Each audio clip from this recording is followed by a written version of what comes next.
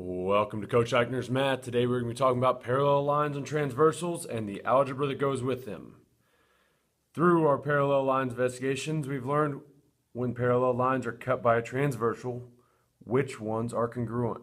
In this case, corresponding alternate exterior angles and alternate interior angles are always going to be congruent when I've got parallel lines cut by a transversal. At the same time, we know that the angles that are supplementary are always going to be same side exterior and same side interior. The ones that it does not matter, congruent regardless of whether the lines cut by the transversal are parallel or not, are my vertical angles. And the lines that are always supplementary, regardless of whether the two lines are parallel, is my linear pairs.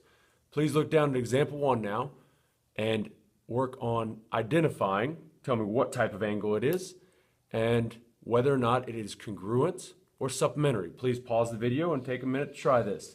If you're getting stuck, please look back to the former notes. All right, let's look through it. Angle 1. Angle 1 and angle 3 are corresponding. They're both in the top left on their line, so they are going to be congruent.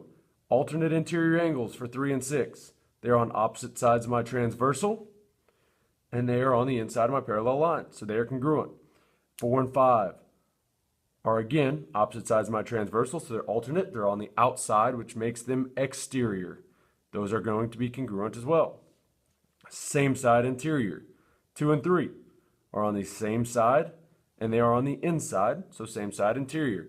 Same side interior angles are supplemental. They add up to 180 degrees. 1 and 6. This is my favorite pair. They're vertical, they're the easiest to see, the easiest to work with, and they are always congruent, whether we have a parallel line or not. And last one is 1 and 4. They are on the same side, and they are on the exterior, so they're same side exterior angles, and they are, again, 180 degrees or supplemental.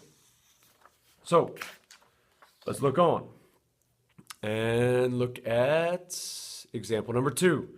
It tells you at the top, identify the angle pair given that lines L and M are parallel, find the value of X. So, right here we know we have alternate interior angles.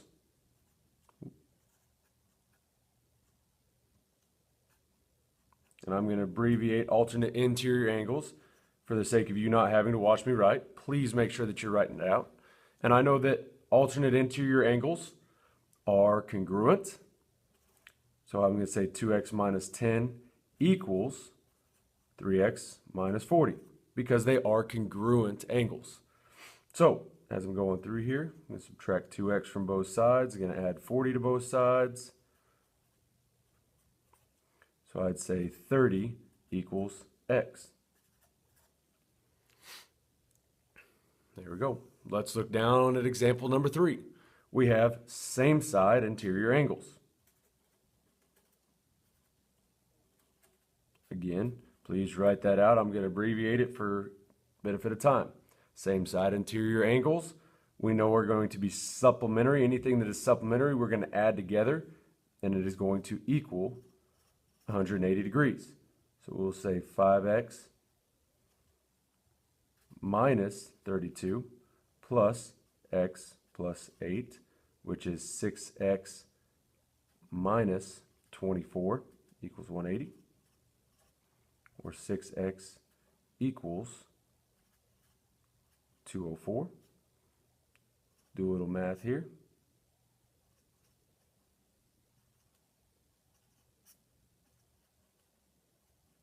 X would be 34. So, pretty easy so far. Let's look at example number 6. Now, all they've done in example number 6 is shorten your lines. My suggestion to you is you know which ones are parallel. I would come back and extend them because it's going to make your life easier looking at what kind of relationship you have. So as I'm looking at it, I know those two things are my parallel lines. Some people like to look at it like this. If you'd like to turn your page, you can do that as well. If I turn my page and look at it, I've got the top right here and the inside here. Well, there is no relationship there that we talked about already. So know that if they were same side interior, they'd both be here, but they're on alternate sides. So since they're alternate sides, if it's going to be exterior, I'd have x, and my other angle would be out here, but it's not. If they were same alternate interior, my other angle would be here and here, so they are not alternate interior either. However, I can still find out a relationship. I know x and y would have to be a linear pair, and I know that y and 3x minus 40 are corresponding. So 3x minus 40, instead of saying y, I could say 3x minus 40 right here. Well, now I just have a linear pair, which is going to be supplementary. Unfortunately, for type of angle pair, we're going to say none, because that is not a pair that we're going to talk about. We do have that relationship that we can make, though, and we're going to say 3x minus 40 equals, x plus 3x minus 40 equals 180. And from here, just got to do a little math. 4x minus 40 is 180. 4x equals 220. Divide by 4. We would say that our x is 55 degrees. So let's look down below. Now, here's what they've done to you. They've tried to confuse you. You have two sets of parallel lines. Let's solve for y first. The first thing I need to do is extend out my parallel lines. Now, those are the parallel lines I'm going to use because it is the parallel lines that trap y between the transversal and itself. Now notice, since y is trapped, it is on the interior, and so is 18. So we know that alternate interior angles are congruent. So we can say that 2y equals 18 because those are same side interior angles. Or y equals 9.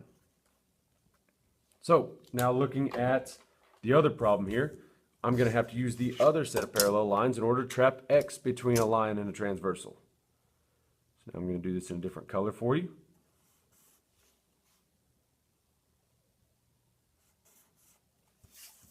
Okay. So as we're looking at it, what's trapped? 3x is trapped and 12 is trapped. They are alternate sides of my transversal. They are both inside, so they are congruent, or I say 3x equals 12 or x equals 4. So as we're looking through it, it's not that bad. All they're going to do is try and trick us a little bit on where they line things up. That is the end of our conversation today about parallel lines and the algebra that goes with them. Hope you have a great day.